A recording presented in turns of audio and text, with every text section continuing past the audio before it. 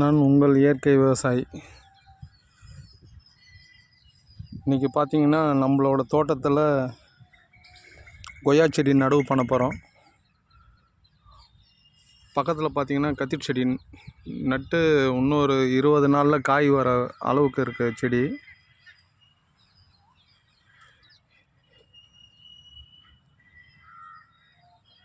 ஒரு மாற்று பயிராக கொய்யா செடி ஒரு 150 செடியை நேற்று திருப்பத்தூர்லேருந்து வர வச்சுருக்கிறேன்.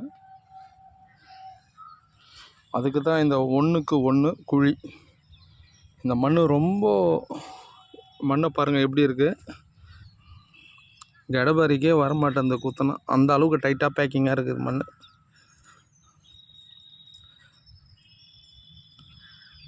எப்படி இது பாருங்கள். இதெல்லாம் நம்ம கொய்யா செடி நடவு செய்ய போகிறோம். கொய்யா நாற்று அந்த தென்னை மரத்து பக்கத்தில் இறக்கி வச்சுருக்கிறேன்.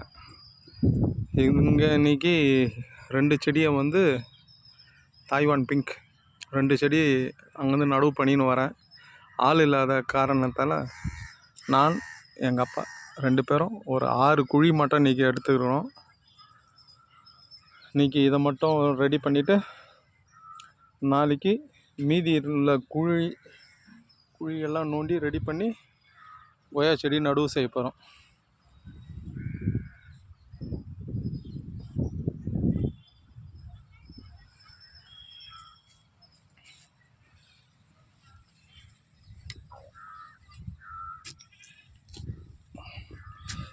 எப்படி தான் இந்த மாற்றுப்பயிர் வருதுன்னு பார்ப்போம். இதில்